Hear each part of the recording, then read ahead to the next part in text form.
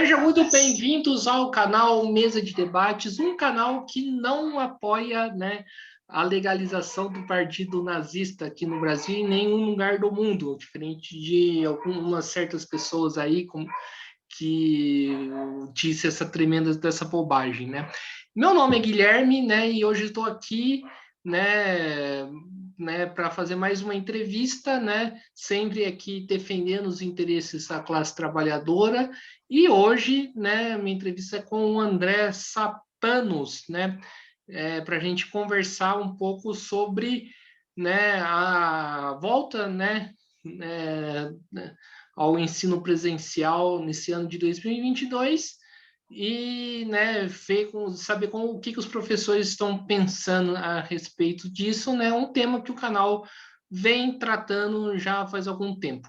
Tudo bem, André? Antes da gente começar o nosso papo, por favor, se apresente. Olá, Guilherme. Olá a todos que estão assistindo esse vídeo. Meu nome é André Sapanos, eu sou professor da Rede Pública Estadual de São Paulo, sou professor de História e também estou na coordenação da PUESP da subsede Mauá, que é uma das maiores do estado, né? Se não me engano, a segunda maior do estado, com 106 escolas, né? E a gente tem uma grande luta aí para desenvolver na educação pública em defesa dos direitos dos professores, dos estudantes e da classe trabalhadora como um todo. Também sou ativista dos direitos humanos, com recorte especial para pauta LGBTQIA+.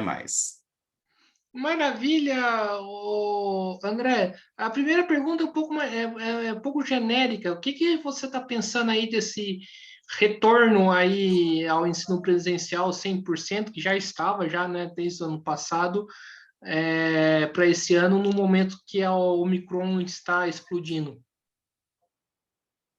Primeiro que o governador do estado de São Paulo, ele tirou um pouco a autonomia das prefeituras. Até o ano passado, as prefeituras, elas tinham autonomia, né? Muitas das prefeituras, inclusive da cidade que eu resido, conseguiu segurar um pouco o retorno às aulas, né? Porque estava evidente a questão, né, crescente da pandemia, dos casos, as internações que os hospitais não estavam dando conta. Então, alguns prefeitos conseguiram fazer isso, né? O secretário de Educação, o governo, né, Dória, retirou essa autonomia das prefeituras, mas mesmo assim algumas prefeituras ainda continuam fazendo um escalonamento, viu? Aqui na cidade está 50%. O que a gente percebe é que o governo Dória, o governo Rosselli, ele faz um profundo ataque aos educadores e também aos estudantes, porque ele quer proporcionar o retorno 100% às aulas. Nós, enquanto professores, entendemos que, de fato, as aulas virtuais, elas não têm a mesma qualidade que as aulas presenciais, mas para que seja feita essas aulas, essa retomada das aulas presenciais, é preciso garantir segurança sanitária para os estudantes. Nenhum professor foi testado, né? Eu sou um exemplo claro disso. Eu tive Covid, eu sou assintomático. Se eu não tivesse feito o teste por minha conta, eu poderia ter contaminado muitos dos meus estudantes, muitos dos meus próprios colegas de trabalho, né? Então, a gente tem um problema muito sério com essa questão da testagem. A gente percebe que as escolas, poucas são as escolas que estão, de fato, cumprindo as regras sanitárias, até porque é impossível você, com uma sala de 40 alunos, manter um certo distanciamento, né? Também os professores têm que ficar a todo momento chamando a atenção dos estudantes para que se coloque as máscaras corretamente, né? Eles vêm do intervalo das aulas, né, ali com pirulito na boca, alguma coisa, a gente tem que ficar constantemente, a gente, os inspetores, nas escolas, fazendo esse trabalho de conscientização com os próprios estudantes. Então, o que a gente percebe é que o governo Rosselli finge ter um protocolo, né, de garantia sanitária para a volta às aulas, mas, na verdade, não existe esse protocolo, não há uma cobrança, de fato, para que esse protocolo seja efetivado, se não for por parte dos próprios professores e funcionários da educação que ficam ali receosos de voltar ao trabalho, infectar, né, infectar os seus próprios colegas, infectar os seus familiares. Então, é muito perigoso, ainda mais num momento como esse, né, de crescente casos aí da Omicron e dessas novas variantes que têm surgido. Ô, André, a partir de qual momento seria um momento ideal para voltar ao ensino presencial? Nós precisamos perceber que há uma segurança, né? Infelizmente, essa segurança ainda não há, até porque não há testagem em massa da população. Precisaria fazer essa testagem em massa da população, que foi negado, né, em todos os momentos da pandemia, né? Tanto o governo federal quanto o governo estadual e inúmeros governos municipais negaram-se a fazer essa testagem em massa, mesmo agora que existe recursos para isso, já existem os testes disponíveis para poder fazer isso. Há uma negação de fazer esses testes em parte da classe trabalhadora aí, porque quem tem dinheiro consegue fazer isso, né? É raro os trabalhadores que conseguem lá no posto de saúde fazer o seu teste. A gente tem que fazer muita insistência para isso acontecer. A partir do momento que a gente identificar que há uma segurança sanitária e que não há um risco para as nossas crianças, para os nossos estudantes e também para os trabalhadores como um todo, nós não temos problema com relação à volta às aulas presenciais, até porque nós não deixamos de trabalhar em nenhum momento, né? Tanto no ensino virtual quanto no ensino presencial, nós continuamos trabalhando. O problema é garantir a segurança das pessoas que estão trabalhando. Quantos professores, quantos estudantes, né? Quantos familiares que não saem de casa foram infectados por esses estudantes que, durante o percurso, durante a própria escola, levaram o vírus para dentro de casa. Então, esse é o nosso problema, essa é a nossa discussão aqui. Nós precisamos de uma segurança para que a gente possa trabalhar. E essa segurança não tem nas escolas públicas do estado de São Paulo. Certo. Nessa pandemia, eu escutei bastante o discurso de que educação é um ensino, é um serviço essencial, né? E muitas das vezes é de gente que nunca tratou a educação como serviço essencial. Eu queria te perguntar, a serviço do que está esse discurso? Esse discurso que a educação é essencial é um discurso meramente eleitoreiro, né? Todo mundo sabe que o governador do estado de São Paulo tem intenções eleitorais, assim como outras pessoas que vão se candidatar aí, e da mesma forma como eles sempre fizeram com o SUS, né, que é o Sistema Único de Saúde, sucateando os nossos serviços públicos, privatizando os nossos serviços, né, públicos, eles querem fazer com a educação agora. Né? Há uma privatização constante, uma terceirização constante dos serviços de educação no Brasil, e agora, né, como eles perceberam, os pais começaram a perceber a importância da educação pública, assim como perceberam a importância do Sistema Único de Saúde, há esse discurso que a educação é essencial. Ela sempre foi essencial, né? A educação é um serviço essencial para a vida de todos nós. O problema é que os governantes não tratam a educação há muitos anos como se ela fosse essencial, porque se de fato ela fosse essencial, não faltaria recursos para os professores trabalharem, teria valorização salarial e profissional dos nossos profissionais de educação, não só dos professores, mas de todos os profissionais. Haja visto o que acontece com os funcionários das escolas, os gerentes de organização escolar, as merendeiras, o pessoal da limpeza, né, que são totalmente desvalorizados, e setores já foram terceirizados esses serviços, recebendo ali um salário ínfimo pelas condições, né, essenciais que eles prestam à educação pública. Então, esse discurso que a educação é essencial é um discurso meramente eleitoreiro,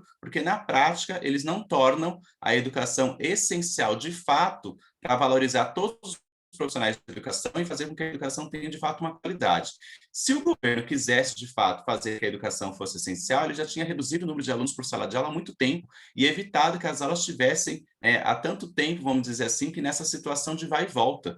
Porque o número de estudantes em sala de aula, que às vezes passa de 40, dependendo das localidades, em muitas das escolas do estado de São Paulo, no ensino médio passa de 40 alunos, é um fator determinante para que as escolas suspendam as aulas, porque vira uma lata de sardinha, vira uma aglomeração dentro da própria sala de aula. Né? A nossa defesa foi que sempre as salas tivessem, no máximo, 25 alunos por sala de aula. Se a gente tivesse uma redução do número de alunos por sala de aula, a gente teria uma garantia de segurança sanitária há muitos anos e também uma garantia de serviço na educação, a prestação de serviço para os nossos estudantes, para os nossos pais, para a nossa comunidade escolar, há muito tempo melhor. As condições pedagógicas para os professores trabalharem seriam muito melhores se a gente tivesse menos alunos por sala de aula. Isso é uma luta que os professores fazem há muitos anos, e se a gente tivesse sido escutado, quando veio a pandemia, a gente conseguiria garantir por um longo mais período, vamos dizer assim, que um período um pouco maior, as aulas presenciais, porque a gente teria um número menor ali de estudantes na sala de aula. Agora, eles falam que é essencial, mas eles não diminuíram o número de alunos por sala de aula, eles fizeram os estudantes voltar, não criaram um protocolo seguro desse retorno às aulas, e pelo contrário, né, o próprio governador e também, né, o secretário de Educação do Estado de São Paulo falou que os alunos vão ter que estar, no mínimo, 2 sintomas para eles poderem ser afastados, o que é realmente um absurdo. Certo. André, o que eu vejo muito, né, é uma enorme pressão das escolas privadas em reabrir o ensino como um todo, né? Você concorda com essa minha avaliação? Porque eu já vi até declarações de que, né, de sindicatos patronais que se a escola, né, não abrir, a escola vai fechar. É muito fácil, né, esse discurso para as escolas particulares que transforma a educação em uma mera mercadoria, né? As escolas particulares transformaram a educação em mercadoria. Elas vendem um produto, né? Elas vendem um marketing. Haja visto as escolas que ficam fazendo propaganda o tempo todo, que tem os melhores alunos, que eles passam não sei aonde, que eles passam em não sei que prova, passam não sei aquilo. A escola pública é a melhor escola, porque ela oferece condições de todos estarem ali, né? Basta, né, os educadores, a comunidade escolar, os pais, os estudantes, transformarem ela no melhor, criarem condições para que a escola pública seja muito melhor, como já foi, né, em determinados períodos, quando havia uma participação maior, uma participação mais efetiva. Nós precisamos fazer com que as escolas particulares parem com esse discurso, porque a gente sabe que é um discurso do mercado, é um discurso para ganhar dinheiro, é um discurso que transforma a educação numa mercadoria, e não é desse jeito que a gente trata a educação. A gente não trata a educação com certo preço, né? A gente trata ela com valor, e é o valor, né, que é essencial para os nossos estudantes e para a nossa comunidade, que é a aprendizagem, né? Diferentemente das escolas privadas, as escolas públicas acolhem todos, né? Todos. As escolas privadas acolhem só uma parte da população que tem condições de pagar. E é por isso que a gente precisa lutar para que as escolas públicas, de fato, sejam valorizadas. Enquanto isso, as escolas privadas, com o discurso que as escolas públicas são ruins, vão adquirindo aluno. Mas a gente percebeu que durante a pandemia, muitas pessoas perderam seu poder aquisitivo, e se não fossem as escolas públicas, essas pessoas não teriam para onde recorrer, estariam sem educação. Por isso que as escolas públicas, por isso que a luta em defesa da escola pública é muito importante. Hoje tem muitas salas superlotadas porque muitos estudantes tiveram que sair das escolas privadas por seus pais não terem condições de pagar, e irem para as escolas públicas. E se a gente tivesse permitido o fechamento dessas escolas públicas, para onde esses estudantes estariam indo hoje? Por isso que a luta em defesa da educação pública deve ser constante. Certo. Tá, escuta aí, André, porque aqui deu uma travada, mas se estiver escutando, vamos prosseguir. Pronto. Sim. O André, deixa eu te perguntar, e como que a criançada, né, os jovens estão aderindo aí à campanha de vacinação? O que a gente percebe é que a nossa juventude, ela já está num outro patamar de pensamento, né? O conflito maior está com uma parte da população que se deixou entregar ao negacionismo do governo Bolsonaro, né? Mas que a nossa juventude, de fato, ela quer ser vacinada, até porque ela quer que haja abertura tanto do comércio, quanto das escolas, quanto das atividades de lazer, de cultura, para que ela possa, de fato, ter essa vivência que ela não teve nesses últimos 2 anos e pouco, aí quase 3 anos, devido à questão da pandemia. Mas há um problema com a parcela da população negacionista, né, que de fato faz um discurso anti-vacina, que está concentrada principalmente nos pais desses estudantes.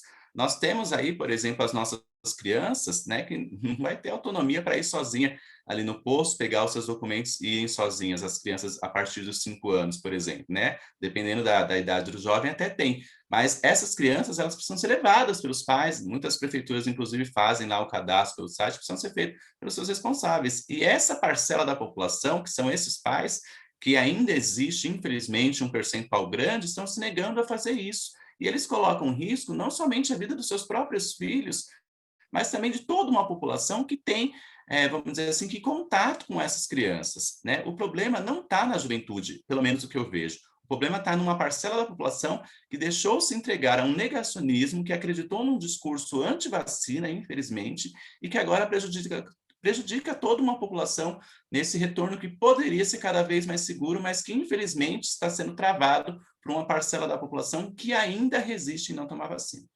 Então, eu queria que você explicasse aí para o ouvinte, né, que está nos escutando, qual que é a importância de atingirmos a cobertura vacinal para o retorno seguro das escolas? Para garantir a saúde de todos, para garantir o bem-estar de todos. Enquanto nós não tivermos um percentual alto de pessoas vacinadas, a gente ainda vai continuar tendo muitos casos, né, de todas as variantes que envolvem a questão da Covid-19, do coronavírus aí, né, e a gente vai continuar ainda tendo, né, vamos dizer assim, que muitos momentos de abre e fecha de todas as questões, não só públicas, mas também comerciais. Então, é importante que as pessoas tenham, vamos dizer assim, que um mínimo de sensatez, né, e parem com esse discurso anti-vacina, né, porque até hoje o Brasil era referência mundial na sua as coberturas vacinais de todas as vacinas que sempre foram aplicadas. Infelizmente, né, o governo conseguiu ganhar parcela, o governo federal conseguiu ganhar parcela, e alguns governos municipais e estaduais também conseguiram ganhar parcela do pensamento da população para um discurso sem nexo, sem lógica nenhuma. Né? Nós temos que acreditar na ciência, nós temos que, de fato, fazer com que as pessoas que produziram essa vacina se sintam valorizadas, né? Que o pessoal da saúde se sinta valorizado, de no mínimo, já que não é valorizado salarialmente e profissionalmente, de termos pessoas que acreditem no trabalho deles. Né, de poder ir lá num posto de saúde e ter a sua dose aplicada para garantir a segurança sanitária das outras pessoas. O que a gente percebe com isso é que existe um egoísmo, um individualismo, um negacionismo de parcela da população, infelizmente, que está contribuindo para que a gente ainda tenha esses altos índices, né, de infecção aí pelo coronavírus e que há a prospecção de que nas próximas 2, 3 semanas esse número vai aumentar, infelizmente, ainda muito mais. Por isso que os perigos são constantes. Certo. Ô, André, nesse tempo aí de retorno ao ensino presencial, você ficou sabendo muito casos de professores que se infectaram ou que infelizmente veio a óbito? Nós temos um problema muito sério na educação pública. Né? Muitos diretores, muitos coordenadores pedagógicos das escolas estão acobertando de conversar com as suas próprias equipes, né, sobre os casos que estão aparecendo dentro das escolas. É lógico que eles têm todo um relatório que eles precisam enviar lá para a SEDUC sobre os casos que aparecem, mas os profissionais parece que estão com receio de soltar informação com relação aos seus próprios colegas do ambiente de trabalho. Até para, vamos dizer assim, que acho que eles acham que vai virar um tumulto na escola se souber que alguém está. Então, a gente percebeu muito isso no início da pandemia, viu? No início da pandemia, a gente percebeu esse receio da divulgação de dados que deveria ser dados de utilidade pública, porque eu deveria saber se o meu colega de trabalho foi infectado ou não. Né? Eu deveria ter essa informação, eu deveria saber se aquele aluno está em casa porque ele está infectado com coronavírus ou não, para que os pais daquele estudante que foi infectado também saibam que os próprios filhos tiveram contato com aquele estudante. Infelizmente, ainda há esse receio na divulgação de dados que são públicos, porque esses dados são públicos e são de utilidade pública para a preservação da saúde de todos. Mas, infelizmente, ainda há esse receio na divulgação. Há, sim, né, um número crescente, né, nesse retorno às aulas, de estudantes e também de pais, né, que têm denunciado para a gente aí a questão da infecção por coronavírus e esse afastamento aí que agora diminuiu para 7 dias no caso de não assintomáticos aí. Certo.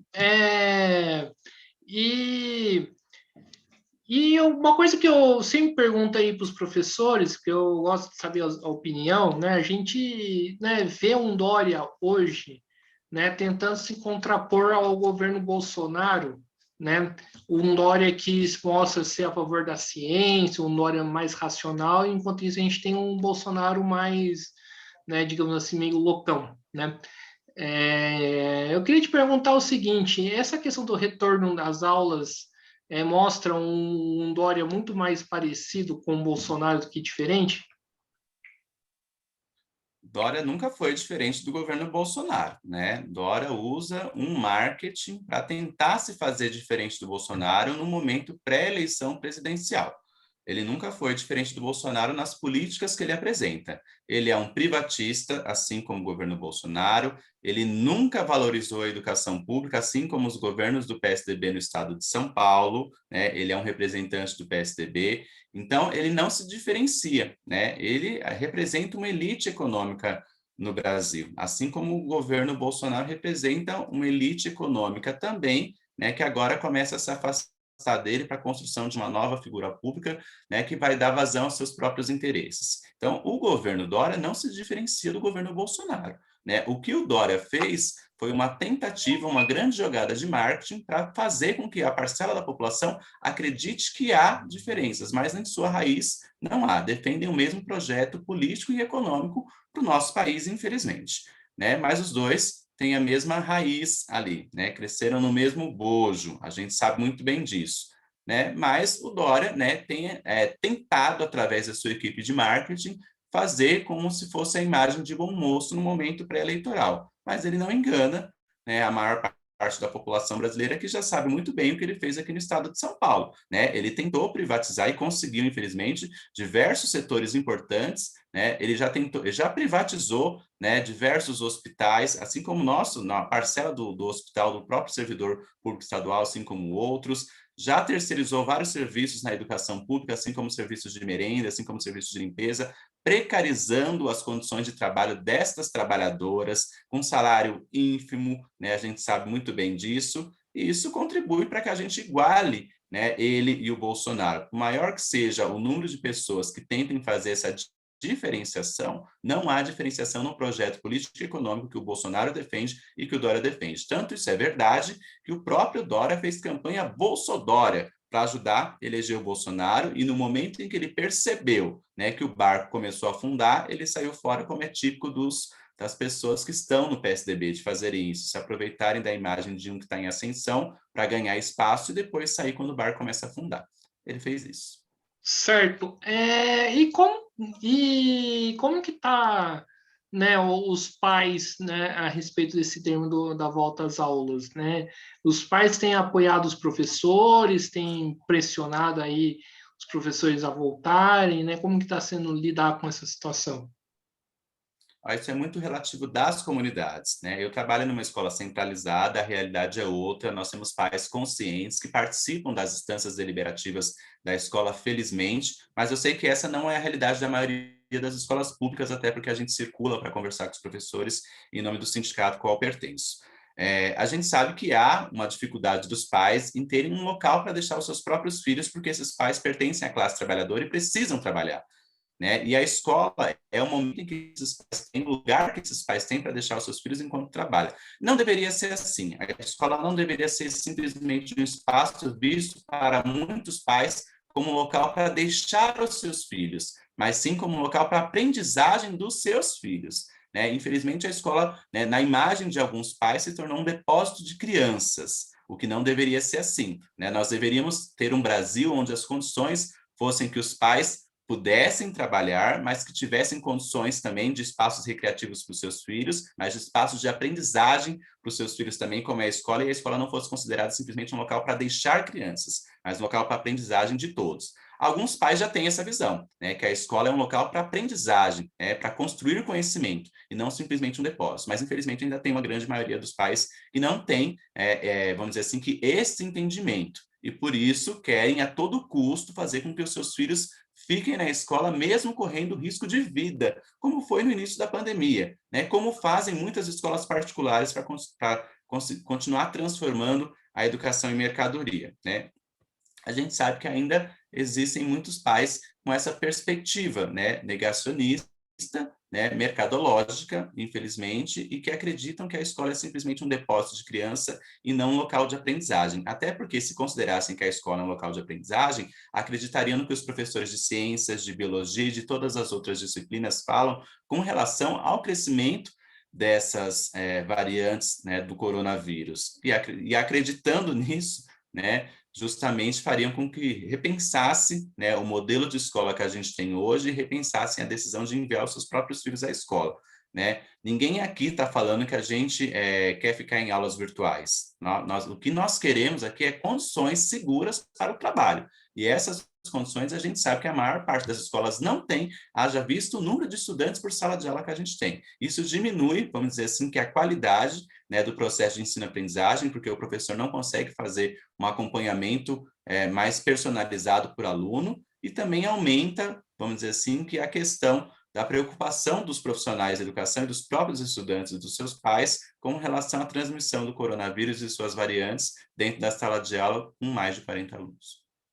Certo. Mas, ô André, eu vejo um discurso, né, muito preocupado e o aprendizado dos alunos, né? Porque vemos e convenhamos, né? Como você muito bem disse, né?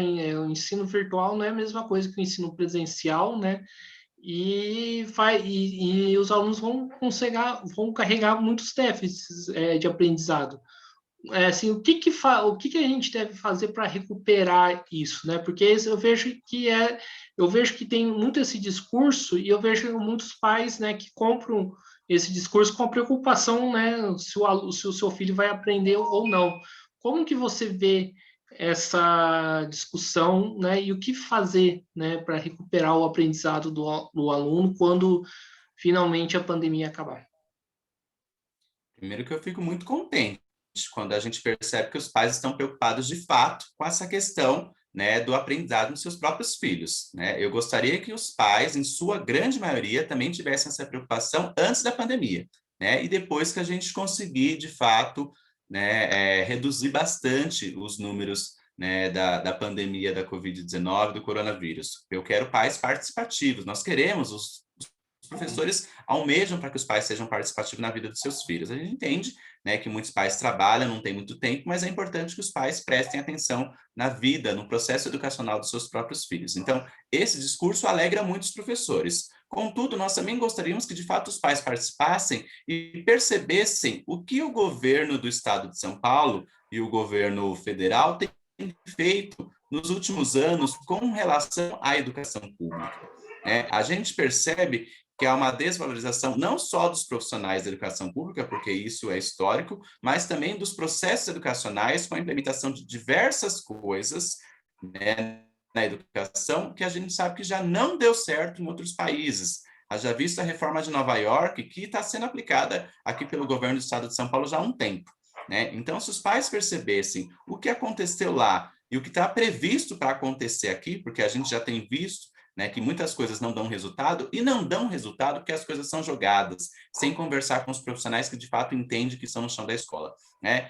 A gente sabe que, por exemplo, essas novas reformas que têm sido feitas, a nova reforma do ensino médio que foi feita aí, nós entendemos que de fato o ensino médio precisa passar por uma reforma, mas não desse jeito que fizeram. Né, porque retiraram disciplinas, vamos dizer assim, que os conteúdos foram que pulverizados em outras disciplinas que os professores não vão ter equipamentos para trabalhar nas escolas, né? Esses professores não tiveram formação adequada para trabalhar nessas áreas do conhecimento que eles estão tendo aulas atribuídas neste momento. Então, é importante que os pais percebam isso para que, de fato, os pais possam falar na questão da qualidade de ensino. Neste retorno presencial, os professores já estão se aprofundando, né?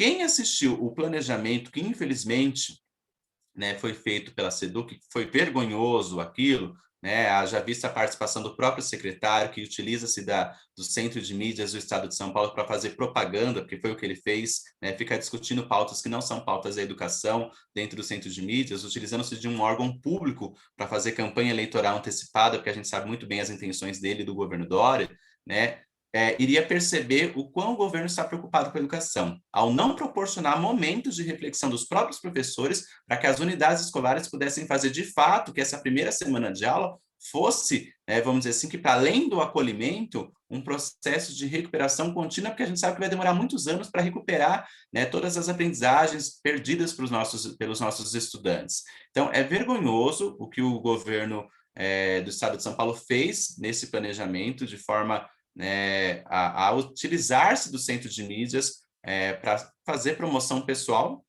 Quem assistiu, gente, sabe muito bem do que eu estou falando. Né? E a gente sabe que os professores precisam passar, né, por uma reciclagem, e essa reciclagem não é com esses cursinhos virtuais que o governo tem feito, né, mas esperar um momento apropriado para que a gente possa fazer cursos presenciais de qualidade, ofertando a oportunidade do professor fazer dentro da própria escola com especialistas para ajudar os professores nesse processo aí de análise desses dados dos estudantes de uma forma personalizada, para que a gente faça, de fato, atingir os níveis que a gente quer que esses estudantes tenham do mínimo de conhecimento que foi perdido nesses últimos 2, 3 anos ali. Essa recuperação vai ser contínua, ela vai demorar e ela exige participação dos pais para ajudar os profissionais da educação nesse momento tão importante de recuperação das aprendizagens. E, infelizmente, o governo não oferece essas oportunidades para os professores, ao fazer com que os professores fiquem com uma carga horária gigantesca dentro de sala de aula e não oportunizando, vamos dizer assim, que momentos que os professores possam fazer a sua formação para melhorar a sua qualificação e, consequentemente, o seu trabalho em sala de aula. Um professor com 32 aulas, tendo que entrar 32 vezes por semana em sala de aula, não consegue, de fato, fazer um aperfeiçoamento no seu trabalho, uma formação, porque esse professor fica cansado fisicamente e psicologicamente de tantas matérias que ele tem que explicar, e ele não consegue se aprofundar para que a gente possa fazer um trabalho mais personalizado com os estudantes que mais precisam, que mais têm dificuldades pedagógicas nesse retorno às aulas e nessa recuperação que tem que ser contínua. André, uma coisa que me preocupa bastante, né, é uma das coisas, né, para falar a verdade, você está na escuta aí? Que deu uma travada aí? Pronto, agora voltou. É uma coisa que me Sim. preocupa, uma das coisas que me preocupam, né, né, fugindo um pouco do tema, é o programa de ensino integral, né? Onde que os alunos ficam uma boa parte do tempo aí dentro das escolas, né? Que aumenta, né, inclusive o perigo de exposição ao vírus, né? O que tem sido discutido aí entre os professores em relação a isso? Primeiro, a gente precisa separar o ensino integral de educação integral, né? Nós defendemos uma educação integral. Nós adoraríamos que os nossos estudantes, as nossas crianças, tivessem a oportunidade de ter uma educação onde envolvesse cultura, onde envolvesse lazer, que esse estudante pudesse fazer o seu currículo básico e, de fato, pudesse se aprofundar numa área do conhecimento que ele gosta ou em alguma área técnica, e que não precisa ser isso feito no mesmo espaço. Eles podem sair para ter a oportunidade de educação integral em outros espaços que estão, inclusive, preparados fisicamente, com os materiais adequados para que eles possam fazer. Jamais uma escola, uma única unidade, vai conseguir ofertar todos os cursos de interesse dos nossos estudantes. Jamais ele vai conseguir fazer isso. Não tem nem espaço físico para isso, nem profissionais para isso. Né? Se o governo contratasse, teria, mas aí precisa fazer uma remodelagem nos espaços físicos. Então, dentro da mesma sala, eu tenho que querem cursar ensino, eu tenho que querem cursar outras áreas, e para isso a gente precisa ter, de fato, uma educação a forma integral, onde esses estudantes possam fazer o seu conhecimento que eles querem aprofundar em outras instituições que já estão preparadas para isso. Isso quer dizer, ele não precisa ficar o tempo todo dentro de uma única unidade escolar, ele tem que ter acesso à cultura, ao lazer, em outros espaços também, que é o que os nossos estudantes não têm na atualidade. E aí, né, o governo vem com uma proposta onde ele coloca os alunos de 7 a 9 horas dentro de uma única unidade escolar, e a gente sabe que essas unidades escolares não estão com materiais adequados e muitas nem com estrutura física para receber esses estudantes, né? Excluiu um grande número de estudantes nessas escolas de ensino integral, porque para você poder fazer uma escola de ensino integral, você fecha períodos para poder deixar somente 2 períodos ali de 7 ou de 9 horas, a gente sabe como que funciona isso, e esses estudantes acabam aglomerados nas escolas vizinhas. Então, o problema está justamente aí. Foi feito de uma forma totalmente inadequada esse processo, nós não entendemos educação integral como esse período integral que ele tem colocado aí, são propostas totalmente diferentes, e a gente quer avançar nessa educação, nessa discussão, porque a gente entende que é importante que o estudante tenha cada vez mais espaços para se qualificar, tanto profissionalmente, né, nas coisas das suas áreas de interesse, como na questão do lazer, como na questão da própria cultura. Agora me fala, quais dessas escolas integrais que o governo apresenta têm espaços de lazer adequado, tem espaços de cultura adequada, porque eu desconheço, e olha que eu visito muitas escolas, né? Se tiver uma que eu conheço que tem teatro aqui na minha cidade, é muito. Um teatro que, de fato, os alunos possam utilizar. É muito. Então, assim, falar que vai fazer uma escola em tempo integral é muito fácil. É um discurso que agrada uma grande parte dos pais, até porque os pais têm uma necessidade de deixar os seus filhos em algum local para poder trabalhar. Mas qual é a qualidade do ensino ofertado? Quais são as condições de trabalho para os profissionais poderem exercer nessas escolas? É isso que está em jogo, é isso que está em discussão, porque o futuro vai cobrar. Né? Nós podemos ter escolas que são escolas regulares, que não são de ensino integral, que oferecem uma educação, vamos dizer assim, muito melhor do que essas próprias escolas de tempo integral, como tem sido colocado aí, até porque a gente sabe que a rotatividade nos estudantes nessas escolas é muito grande, eles não aguentam ficar nessas escolas, então alguma coisa de errado está acontecendo, fora a exclusão gigantesca que acontece, porque para poder fazer essas escolas em tempo integral, você acaba eliminando períodos ali e eliminando uma grande quantidade de estudantes que acabam sendo aglomerados nas escolas vizinhas. Então, são coisas a pensar. Nós queremos, sim, um ensino integral, que esses estudantes possam ter a oferta de cultura, lazer e aprofundar os seus conhecimentos em outras áreas, mas a gente acredita que esse modelo não está sendo um modelo adequado e não está sendo implementado de uma forma correta, haja vista que a gente tem percebido que temos inúmeros estudantes fora da escola, justamente pelas aberturas dessas escolas em período integral que o governo do estado de São Paulo fez de forma eleitoreira, aumentando a quantidade para mais de 2.000 num ano de eleição, e a gente quer saber como que ele vai conseguir garantir isso, de fato, as condições e a qualidade no ensino-aprendizagem com essa gigantesca expansão que ele fez aí no ano eleitoral. E deixa eu te perguntar, né? E a terceira dose para os professores, né? Como que está, né, essa discussão dos professores? Tem aderido bastante à terceira dose da vacina? Pelo menos, né, no círculo de convivência das pessoas que eu tenho, ainda bem, né, que as pessoas já tomaram a terceira dose. Aqui na minha cidade, as pessoas já tomaram a terceira dose, e aqui na região do ABC como um todo, a gente tem notícias. Tem um ou outro professor que ficou preocupado, né, com essa questão de ter que provar a questão da vacinação, o que foi uma medida acertada em certo ponto. Né? Foi uma medida acertada porque a gente compreende que, principalmente os funcionários públicos que vão lidar com o público, não devem, né, ter o negacionismo em si e não tomar as vacinas, ao menos que eles tenham uma contraindicação médica para isso. Então, com todas, vamos dizer assim, que todas as discordâncias que eu tenha quanto o governo do estado, essa foi uma medida acertada de fazer a cobrança, né, para que esses funcionários públicos, de fato, tenham que fazer a comprovação da sua vacinação, né, com todas as contradições que eu tenho a ele. Então, acho que foi uma decisão importante, né, não só para os professores, mas para garantir a segurança de todos no ambiente escolar e nos locais onde esses funcionários públicos trabalham. Então, no ambiente em que eu tenho aqui circulado, nas escolas que eu tenho circulado, tem alguns profissionais preocupados com essa questão, provavelmente estão preocupados porque não tomaram, né, e não tem como provar essa contraindicação médica, porque sequer deve ter passado no médico, né? E aí eles têm que arcar com as suas próprias consequências para aprender que eles não devem ter esse individualismo, esse egoísmo de pensarem somente em si, que não querem tomar vacina, que não querem acreditar em ciência, enquanto estão colocando em risco a vida dos seus próprios estudantes, seus familiares e a sua própria vida. Certo.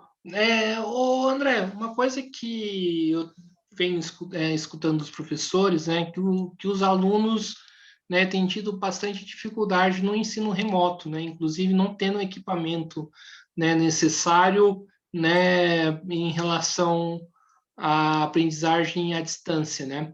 É verdade isso? E o que está sendo feito aí, né, para reverter? O que foi feito aí para reverter essa situação? Isso é fruto das condições econômicas, né, que a gente vive no nosso país há muitos anos, né? Enquanto a gente tem pessoas, né, com equipamentos tecnológicos muito bons, com acesso à internet, né, muito boa, a gente tem milhões, né, de famílias que não têm nem o que comer, né? E, consequentemente, não vão ter, né? Entre a comida e um aparelho celular e um computador, elas vão escolher comer. E isso é reflexo das condições econômicas do nosso país, né? E isso teve reflexos na educação. Muitos estudantes deixaram de estudar nesse período porque não tiveram condições nem de ter um celular. E o governo, né, simplesmente oferta chips para os nossos estudantes, que sequer esses estudantes tinham celular. Como que eles vão utilizar os chips se eles nem tinham celular? Então, assim, chega a ser uma piada, né? Enquanto isso, a gente sabe que muito dinheiro tem sido jogado pelo ralo da corrupção e que as escolas poderiam ter esses equipamentos. Eu já fiz um debate há muitos anos com os dirigentes de ensino que passaram aqui pela região de Mauá sobre os tablets que os professores tinham, né? Nós recebemos tablets há uns anos atrás, né, que pouquíssimas pessoas utilizaram, os tablets amarelos da CCE, né, que sequer prestavam aqueles tablets também. Eram muito ruins, inclusive. Né? Só que alguns ligavam e dariam para ter sido usado. É lógico, precisa passar por toda uma questão de reprogramação deles e tudo mais. O que foram feitos com aqueles tablets? Foram guardados dentro dos armários das escolas. As escolas tinham aquilo e poderiam ter ofertado aquilo para os estudantes, utilizaram os estudantes que não tinham. Mas não, é preferível deixar dentro do armário fechado do que ofertar para que os alunos pudessem ter acesso a isso. Olha, é lamentável a burocratização que a gente vê em setores do serviço público, não só da educação pública, que afetam, vamos dizer assim, que radicalmente as coisas, o funcionamento das coisas. quantos milhares desses tablets não continuam dentro dos armários, já perderam a sua utilidade e não foram utilizados em nenhum momento, né? Então, o que a gente percebe é que, de fato, não há um compromisso, né, com que para se fazer o bom uso do dinheiro público, porque foi uma coisa comprada com dinheiro público e que foi pouquíssimo utilizada. Então, já havia uma intenção de implementação do uso da tecnologia na educação, mas não houve uma formação qualificada para os professores, não houve uma formação qualificada para os próprios estudantes e também não houve a compra de equipamentos. Muito pelo contrário, para jogar nas costas dos professores isso, o governo fez o quê? Olha, vocês vão lá, vocês mesmos compram os aparelhos de vocês, que eu vou ressarcir vocês.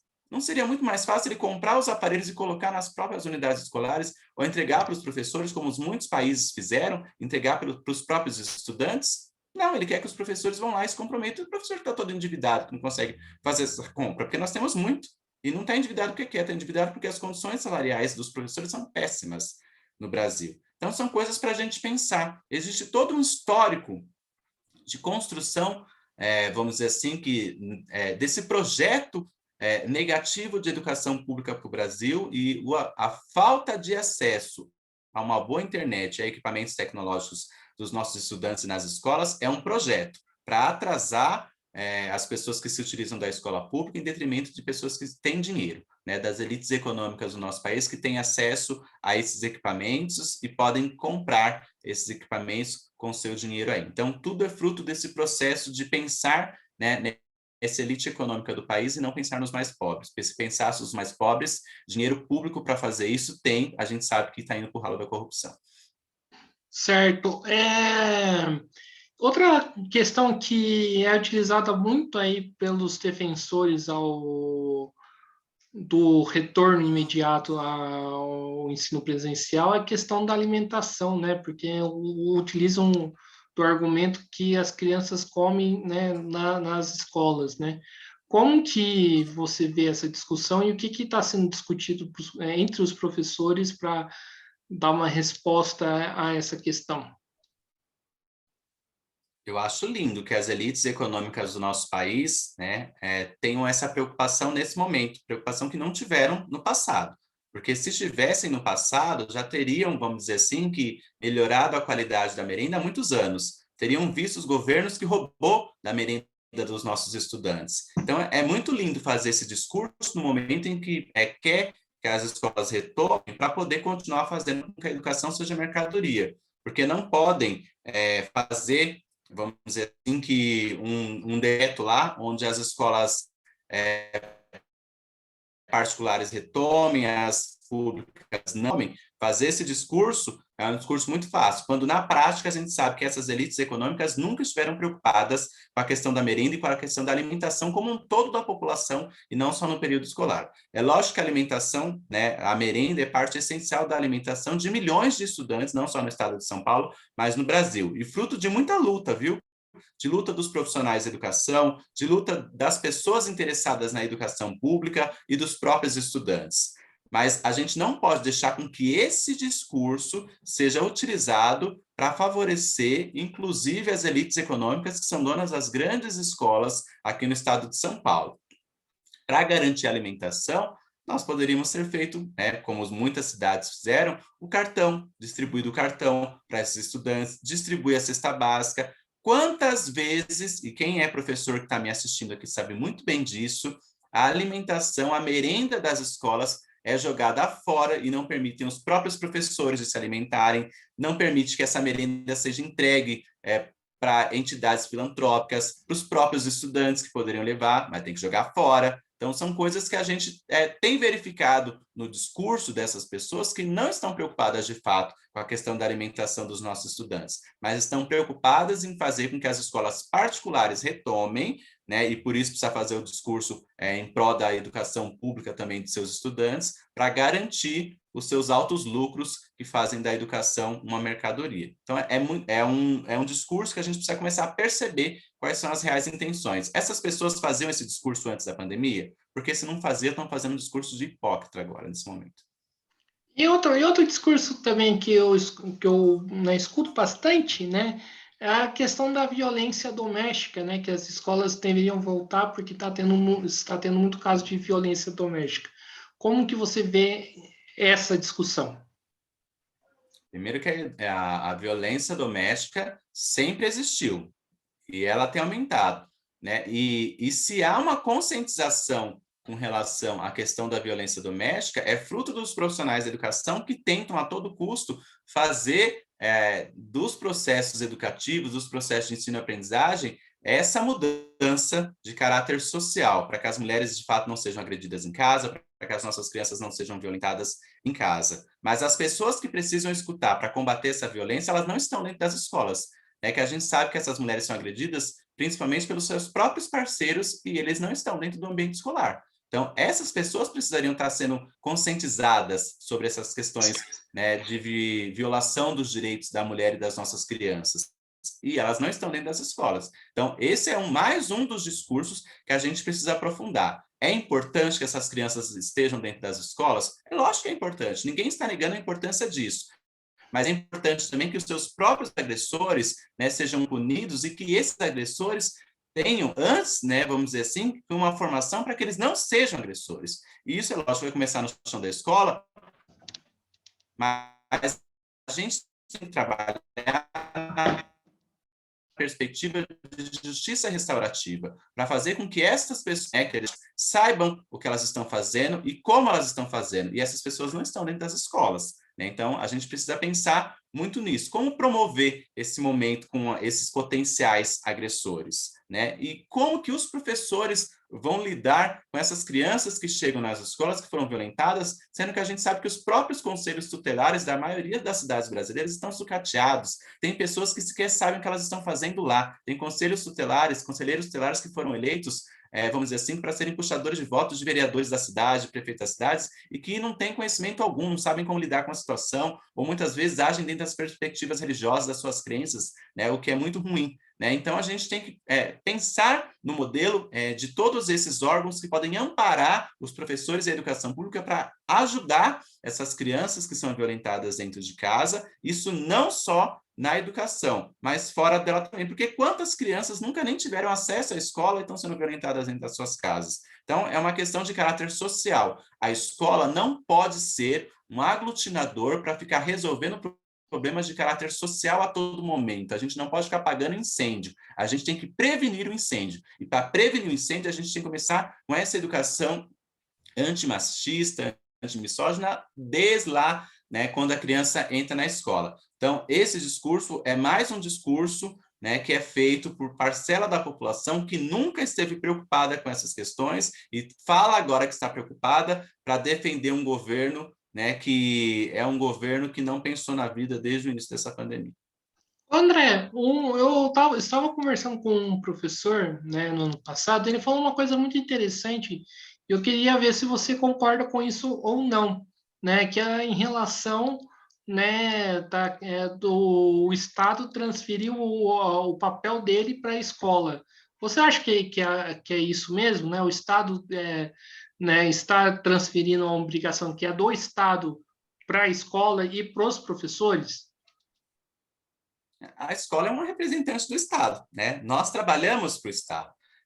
Mas, infelizmente, o Estado tem colocado como função dos professores algo que não é função dos professores. É lógico que nós, enquanto caráter social da nossa profissão, a gente vai alertar para diversas outras coisas. Mas o professor, ele se tornou um psicólogo, ele se tornou um médico, ele se tornou diversas outras profissões dentro da sua própria profissão, dentro das suas unidades escolares.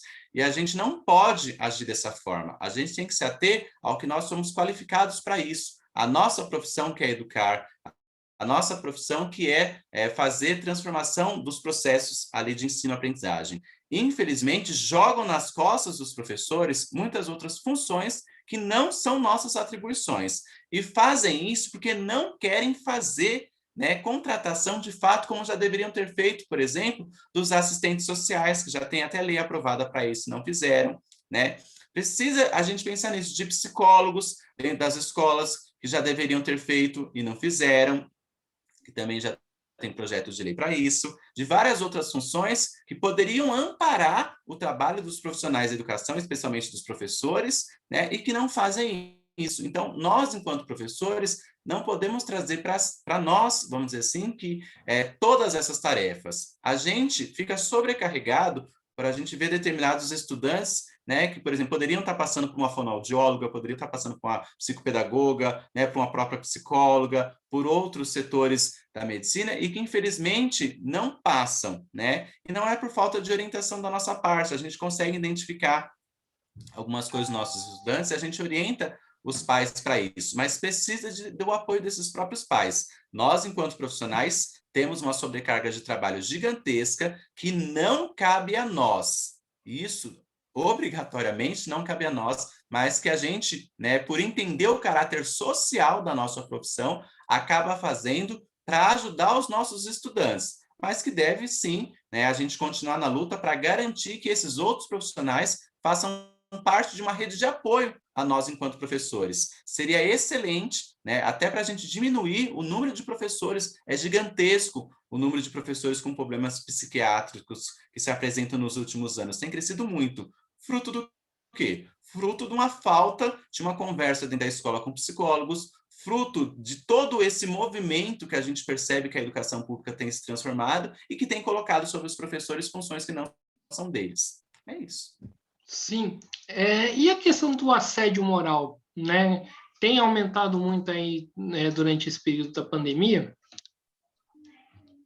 É gigantesco os relatos, né, dos professores sobre a questão do assédio moral, né, que partem, infelizmente, de muitas direções de escola. Quando eu falo muitas aqui, é porque a gente sabe que não são todas. Existe um número, infelizmente, pequeno de direções que são democráticas, que conversam com os seus professores, que decidem coletivamente com os conselhos de escola, com os grêmios estudantis, com as APMs, as decisões importantes ali do cotidiano da vida escolar. Mas, infelizmente, também existe um grande número de diretores de escola que se acham dono das escolas, né, se intitulam o dono das escolas, algo que é público, e querem fazer a extensão das suas próprias casas nas escolas. Infelizmente, não deveria ser assim. E aqui eu não estou generalizando, estou dizendo que existe um número, né, desses profissionais que pensam dessa forma. E aí eles querem transformar os profissionais de educação que trabalham nas suas escolas como empregados deles para cumprir todas as tarefas que muitas vezes vão contra as próprias leis feitas. Infelizmente, é gigantesco o número de diretores, né, que fazem isso, às vezes de coordenadores pedagógicos e vice-diretores, supervisores, dirigentes de ensino, que agem de tal forma, muitas vezes, contra a lei, né? Pedem para os professores fazerem coisas contra a lei. Né? Infelizmente, os professores vão se adoecendo com isso. Né? Os casos de assédio nas escolas são constantes as denúncias que a gente recebe e a gente tenta atuar ali para que os professores em conjunto percebam a situação que eles estão passando. Que primeiro, né, que é uma forma ilegal de agir com os profissionais, é uma falta de humanidade. E falta de humanidade na educação pública não combina. Né? Não combina porque a educação pública tem que ser feita com, não simplesmente com a questão do amor que todo mundo fala, mas tem que ser feita com vontade. E essa vontade, por exemplo, de nós irmos para a escola, está relacionada a um ambiente de trabalho legal, um ambiente de trabalho harmonioso, onde a gente sabe que não vai sofrer estas pressões que não são coniventes ao ambiente escolar. Essas pressões que eu digo, é lógico, a gente tem prazo para entregar as notas, a gente tem prazo para entregar as nossas tarefas burocráticas também, que são muitas, infelizmente a gente deveria diminuir essa burocratização dos professores, mas quando eu estou falando dessas pressões, são pressões de trabalhos a mais que estão fazendo com que os professores façam, que não deveria ser feito, principalmente no momento de pandemia, né, onde todos nós, não só os profissionais da educação, passaram por mudanças ali, inclusive, né, do seu caráter comportamental, porque eu nunca tinha visto isso na história recente do nosso país, do mundo como um todo. Ô, André, e né, para o professor, né, como identificar um caso de assédio moral e o que fazer, né, quando se tem um caso de assédio moral? Primeiro que é muito difícil, né? Porque a gente precisa de testemunhas, né? E infelizmente a gente encontra na educação pública uma grande parcela de colegas de trabalho que não querem cumprir esse papel de auxiliar os colegas nessa, vamos dizer assim, para ser testemunha. disso. A gente precisa que os professores tenham essa consciência coletiva do que acontece com um hoje, pode acontecer com você amanhã. Então, é importante que esses professores tenham essa consciência coletiva, porque quando o grupo e a comunidade escolar estão unidos, né, e conseguem fazer os seus debates de relevância pedagógica importante para as escolas, isso não acontece. Né? A gente precisa perceber isso. Quando a gente tem pessoas autoritárias dentro do ambiente escolar que promovem o assédio com seus funcionários, que promovem o assédio, né, dentro dessa hierarquia, dessa dita hierarquia que a gente deve seguir, né, com os nossos superiores no ambiente escolar, é muito ruim, é muito prejudicial. A gente precisa que os profissionais da educação continuem denunciando. Nós, enquanto sindicato, temos um departamento jurídico para atender esses professores, né? Mas a gente precisa pensar que isso é um problema que precisa ser resolvido pelas comunidades. Quando as comunidades se apropriam do que qual é o papel social dessas escolas e qual é o papel que cada um tem que desenvolver no ambiente escolar enquanto profissional, essas coisas não acontecem. Né? Ou tendem a diminuir, né, os acontecimentos dentro dessas unidades escolares. O que a gente percebe é que muitas dessas pessoas que sofrem assédio, aí eu estou falando como um relato pessoal das últimas coisas que eu tenho observado nos anos que eu tenho já trabalhado no Estado, é que as direções que são antidemocráticas, que perseguem professores e tudo mais, e às vezes, né, outras pessoas também da educação pública, como o próprio secretário, eles fazem isso com as pessoas que não têm conhecimento dos seus próprios direitos. Né? Porque quando essas pessoas começam a fazer um embate, né, e demonstrar o conhecimento que elas têm, demonstrar a força coletiva que eles podem ter, essas direções recuam, e recuam porque sabem que estão fazendo as coisas contra a própria legalidade para garantir um pequeno status, um pequeno poder ali dentro do ambiente escolar, né? Como se fossem donas das escolas, quando na verdade não são, porque a escola é pública. Elas simplesmente gerenciam, né, um ambiente educacional e deveriam fazer que esse ambiente educacional fosse de fato acolhedor, fosse democrático e proporcionasse ali uma qualidade aos seus profissionais que ali trabalham. Então, é difícil esses casos, né? É difícil os profissionais denunciarem, porque muitos, inclusive, têm medo, né? Mas na questão da denúncia, quando a gente percebe que o coletivo está unido ali, né, tende a diminuir os casos. E também a gente precisa que os professores sejam mais unidos ali para que, de fato, a gente consiga provar, né, que isso está acontecendo com determinados profissionais ou não. E o que a POSP tem feito aí nesse início de 2022 para, né, sobre a questão do retorno ao ensino presencial? Saiu, inclusive, um informe urgente, né, que é o nosso material de comunicação, mas eu queria fazer um debate com você aqui sobre o papel do sindicato. Né? O sindicato é um instrumento de luta dos trabalhadores. Quando a gente percebe que parcela dos professores estão indignados com esse instrumento de luta ou não acreditam mais nesse instrumento de luta, que há uma insatisfação com esse instrumento de luta, nós temos um grande problema. Antes da nossa conversa aqui, eu estava nas redes sociais observando diversos grupos de profissionais da educação que ficam debatendo e fazendo cobranças ali, como se as pessoas que são do sindicato tivessem que ficar 24 horas na internet respondendo esses profissionais que muitas vezes sequer participam das instâncias deliberativas do sindicato. Eu acho que é importante as pessoas irem até as subsedes do sindicato da sua cidade e verificar o que está acontecendo.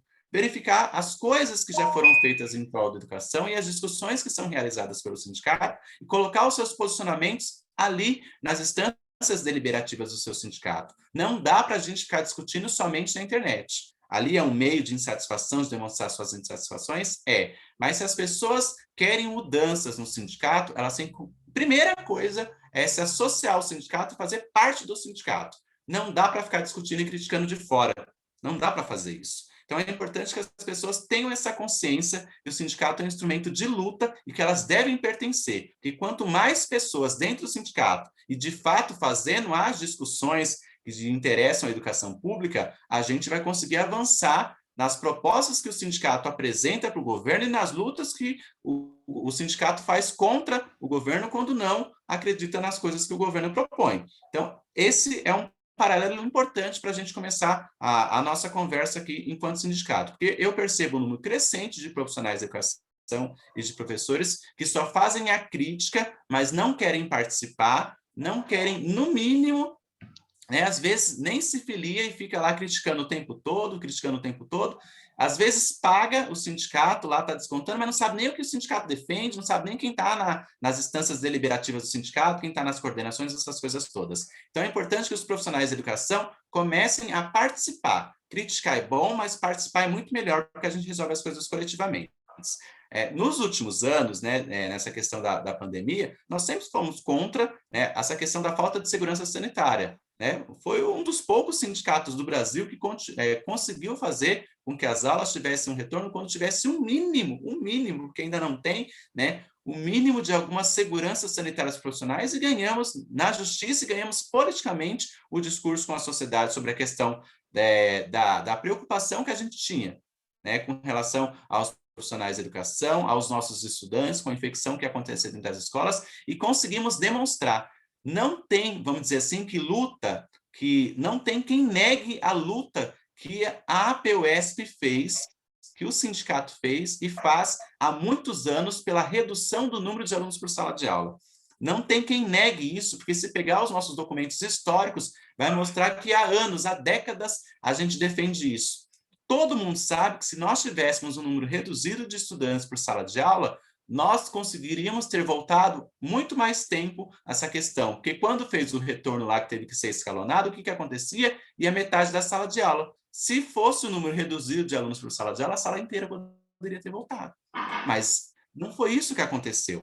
Então, assim, a luta no ambiente sindical é muito importante, a gente sempre fez a luta, infelizmente as pessoas desinformadas ou agindo de má fé querem transformar o seu discurso anti-sindicato contra as lutas que o sindicato faz. Eu posso não concordar com a direção atual majoritária que está no sindicato, mas eu tenho que estar lá dentro para poder fazer a crítica.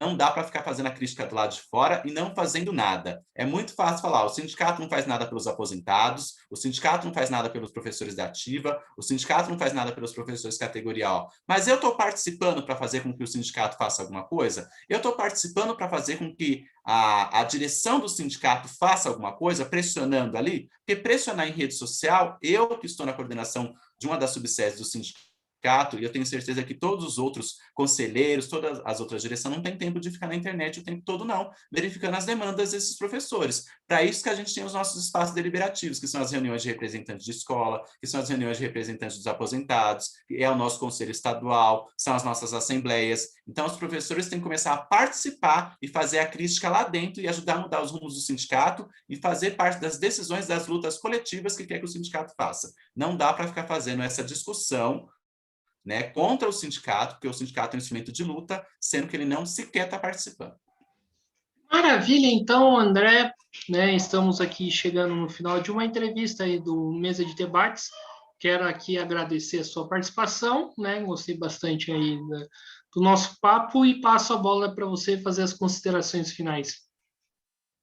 Eu que agradeço o convite, estou sempre aberto às discussões, né? Quem quiser discutir um pouquinho mais comigo, eu não fico muito nas redes sociais, eu tenho diminuído, né, drasticamente, né, as minhas publicações lá, até porque eu acredito, né, muito na questão dos debates presenciais. Infelizmente, a gente está no momento de pandemia, a gente não está conseguindo fazer muito isso, né? Então a gente tem discutido um pouquinho por lá. Quem quiser me acompanhar lá no Facebook, pode ir lá na minha página, professor André Sapanos, também André Sapanos lá no Instagram ou no Twitter, e a gente discute um pouquinho por lá enquanto a gente não consegue fazer os nossos encontros presenciais com grande número de pessoas, para que a gente possa aprofundar os debates em defesa da educação pública e da classe trabalhadora como um todo. Estou aberto a essas discussões e a receber aqui também convites para as novas participações aqui na mesa de debate que você faz. Eu que agradeço a participação e o convite.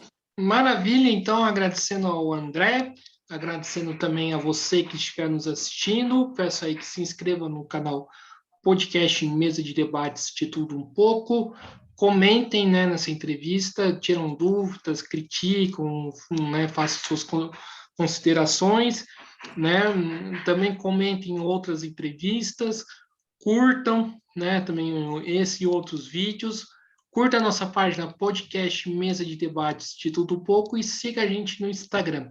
Então é isso aí, pessoal. Fiquem atentos à nossa programação e até a próxima. Fui!